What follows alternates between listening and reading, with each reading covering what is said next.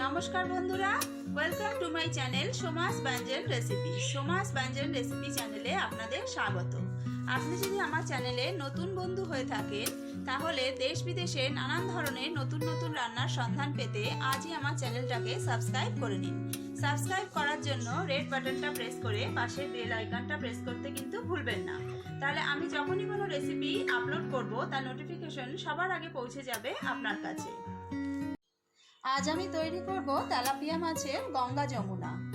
গঙ্গা যমুনাকে অনেকে হরগৌরীও বলে থাকেন। আমি আজ তেলাপিয়া মাছ দিয়ে করছি, এটা কই মাছ দিয়েও করা যায়। চলুন দেখে নিই কিভাবে আমি করেছি এই তেলাপিয়া মাছের গঙ্গা যমুনা। আমি এখানে দুটো তেলাপিয়া মাছ নিয়েছি। মাছ দুটো ভালো করে ধুয়ে নিয়েছি। এবার মাছ দুটোতে নুন হলুদ মাখিয়ে নেব। দিয়ে দেবো 1 চা চামচ মতো নুন আর দেবো 1 চা চামচ হলুদ।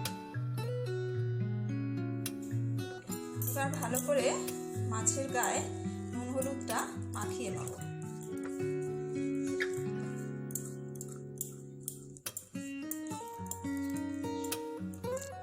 মাছগুলোতে ভালো করে নুন হলুদ মাখিয়ে নিয়েছি। এবার 10 মিনিট রেখে দেবো। 10 মিনিট হয়ে গেছে। এবার একটা কড়া গরম বসিয়েছি। কড়াটা গরম হয়ে গেছে। এবার এর মধ্যে দেব সর্ষের তেল। একটু বেশি করে তেলটা দিতে হবে, কারণ মাছটা যেহেতু একটু বড় তাই ভাজতে অনেকটা তেল লাগবে। এই তেলের মধ্যে দেব 1/4 চা চামচ হলুদ গুঁড়ো। এবার তেলটা কড়ার চারিদিকে ভালো করে মাখিয়ে নেব। হলুদ গুঁড়োটা তেলের মধ্যে হলুদ গুঁড়ো দিলে মাছটা লেগে যাওয়ার ভয় কম থাকে। তেলটা খুব ভালো গরম হয়ে গেছে। এবার একটা মাছ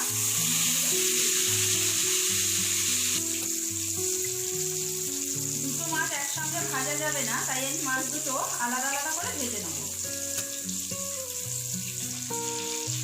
একটা পিঠ ভালো করে ভাজা হতে দেব। একটা পিঠ 2 মিনিট ভেজে নিয়েছি। এবার সাবধানে মাছটা উল্টে দেব।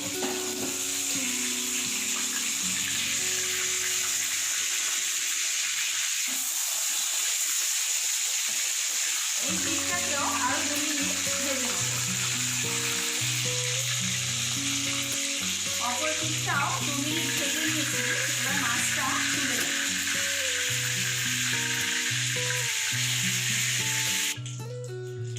অন্য মাছটাও ভেজে নেব।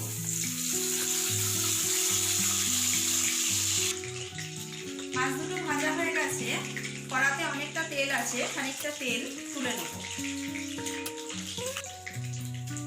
এই তেলটা পরে আর একটা গ্রেভি তৈরি করতে কাজে লাগাবো। কড়াতে 2 টেবিল চামচ মতন তেল রয়েছে। এর মধ্যে দিয়ে দেবো একটুখানি গোটা জিরে। জিরেটা কয়েক সেকেন্ড নাড়াচাড়া করে একটু ভেজে নেব। জিরেটা ভাজা হয়ে গেছে। এবার এর মধ্যে দেব পেঁয়াজ বাটা আর দেবো 1 চামচ আদা রসুন বাটা। এবার পেঁয়াজটা একটু ভালো করে কষিয়ে নেব।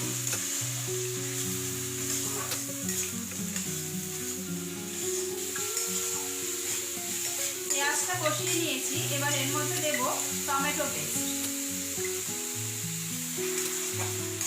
টমেটোটাকেও আর একটু ভালো করে কষিয়ে নেব। টমেটোটা কষানো হয়ে গেছে। এবার এর মধ্যে দেব 1/2 চা চামচ হলুদ গুঁড়ো, 1/2 চা চামচ জিরে গুঁড়ো, 1/2 চা চামচ ধনে গুঁড়ো, 1/2 চা চামচ দেবো লঙ্কার গুঁড়ো আর 1 চা চামচ দেবো কাশ্মীরি লঙ্কার গুঁড়ো আর দেবো 1/2 চা চামচ নুন। নুনটা খুব বেশি দেবো না, কারণ এরপরে আর একটা গ্রেভি তৈরি করব, সেটাতেও একটু নুন দেব। এবার এই মশলাগুলো খুব ভালো করে মিশিয়ে নেব। মশলাটা ভালো করে কষিয়ে নিয়েছি। এবার এর মধ্যে দেব 1/2 কাপ জল। আমি মিক্সির বাটিটা ধুয়ে 1/2 কাপ জল নিয়েছি, সেই জলটা এর মধ্যে দিয়ে দেব।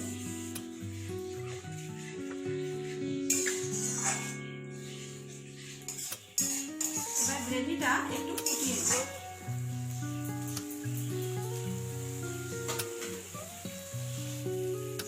গ্রেভিটা ফুটে উঠেছে, এবার এর মধ্যে মাছ দুটো দিয়ে দেবো।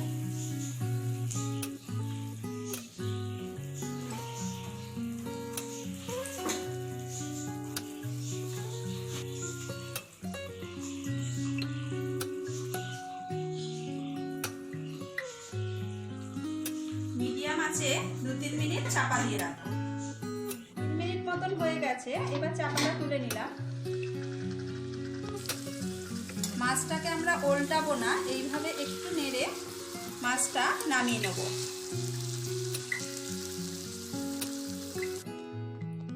এবার অন্য গ্রেভিটা তৈরি করে নেব। আমি কড়াটা ধুয়ে আবার গরম করে নিয়েছি।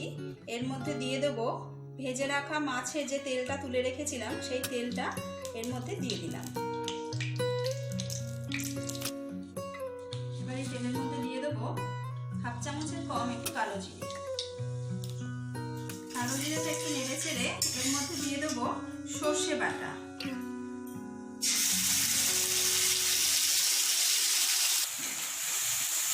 সর্ষে বাটাটা একটু কষিয়ে নেব। খুব বেশি কষাবো না, বেশি কষালে সর্ষে তেতো হয়ে যাবে। তাই 1 মিনিট মতো সর্ষেটা একটু নাড়াচাড়া করে নেব।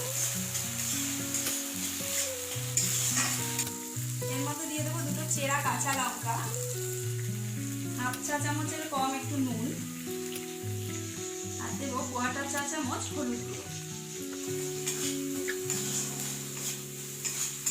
নুন হলুদটা মিশিয়ে নিয়ে এর মধ্যে দিয়ে দেবো 1/2 কাপ মতো জল।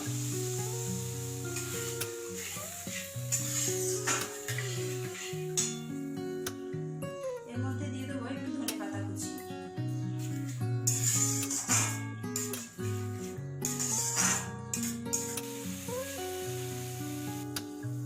ঝোলটা ফুটে উঠেছে, এবার এর মধ্যে মাছের যে পিঠটা আগের গ্রেভিতে দিয়ে রান্না করেছি তার অপর পিঠটা ঝোলের মধ্যে দিকে দিয়ে দেবো। আবারও মাঝারি আছে 2-3 মিনিটের জন্য চাপা দিয়ে দেবো। 2 মিনিট হয়ে গেছে, চাপাটা তুলে নেব। আমাদের মাছটাও রেডি হয়ে গেছে, এবার মাছটা নামিয়ে নেব। তৈরি হয়ে গেল আমাদের তেলাপিয়া মাছের গঙ্গা যমুনা। গঙ্গা যমুনা যেমন একই নদীর দুটি রূপ, ঠিক তেমনই তেলাপিয়া মাছের একই পিঠে গঙ্গা, আবার অপর পিঠে যমুনা। এই গঙ্গা যমুনা রেসিপিটা যদি আপনাদের ভালো লেগে থাকে তাহলে অবশ্যই একটা লাইক করবেন, বন্ধুবান্ধবের সাথে রেসিপিটা শেয়ার করবেন। আবার দেখা হবে অন্য আর একটা রেসিপি নিয়ে। আজকের মতো আসি, নমস্কার।